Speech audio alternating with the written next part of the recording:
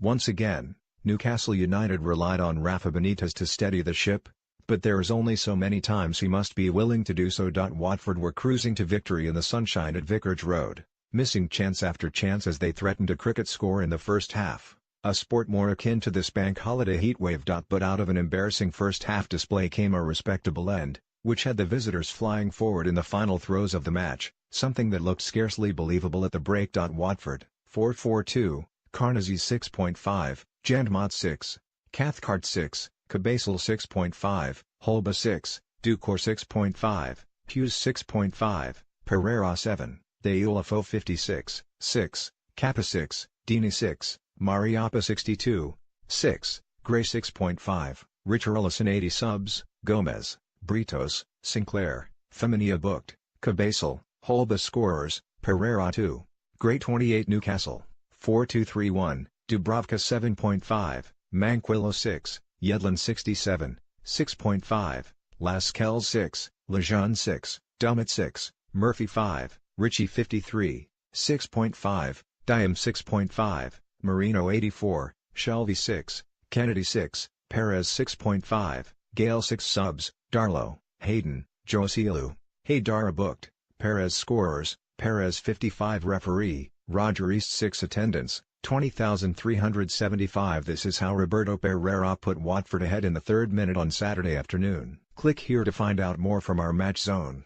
2 goals down at the break, it could have been more, with Troy Deeney missing a penalty and Martin Dubravka pulling off several good stops. Benitez made the point of shaking up the right-hand side of the pitch, with Jacob Murphy and Javier Manquillo starting. It was Murphy's performance that will have sent a message to Mike Ashley that better spending is required this summer. For Watford, the victory saw them end a season at home with victory for the first time since 2012, Troy Deeney leading his team around the pitch for the celebrations, which he had started earlier in the day. Deeney was key in giving Watford the lead inside 3 minutes. His dummy from a Will Hughes pass afforded Andre Gray acres of space on the edge of the box, while Dummett's intervention ensured the Watford captain wasn't getting on the end of a return ball. His touch was straight into the path of Abdoulaye Doucouré, who unselfishly squared for the unmarked Roberto Pereyra to slot into the far corner. It was the Argentine's 5th of the season, and he should have had his 6th moments later.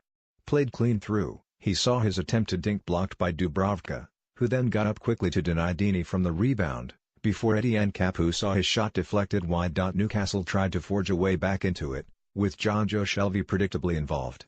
His low-gliding pass out to the right flank found Manquillo, whose cross was knocked down by Gale. The ball was shepherded into the path of Kennedy, but the Brazilians' volley cannon wide of the near post via deflection off teammate Ayoze Perez. That was about the sum of what they could muster though, as Watford continued to make the more incisive openings.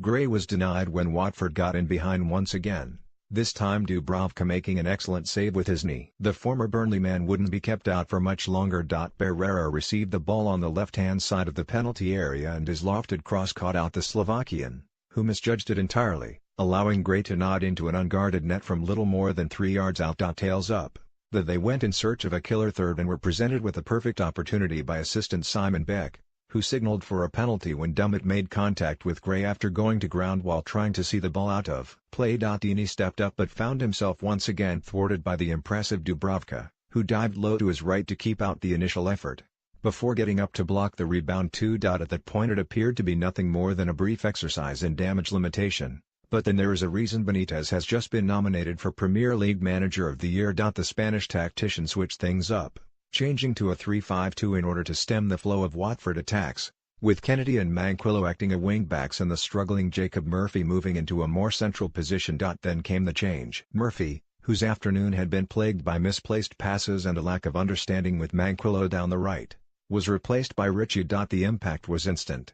Shelvey found Manquillo in space down the right and this time his center found an end product, Perez poking the ball back across goal with an outstretched boot and into the far corner. From dead and buried they were almost level. Substitute Adrian Mariappa must have had his heart in his mouth when Ritchie's cross bounced off his head towards his own goal. Fortunately for him, Orestes Carnegie showed his own impressive reactions to hold on to the ball. Newcastle continued in search of an equalizer as they peppered the Watford box with crosses from either side. Perez flicked into the side netting from a corner, the ripple giving fans behind the goal only the briefest moment of celebration.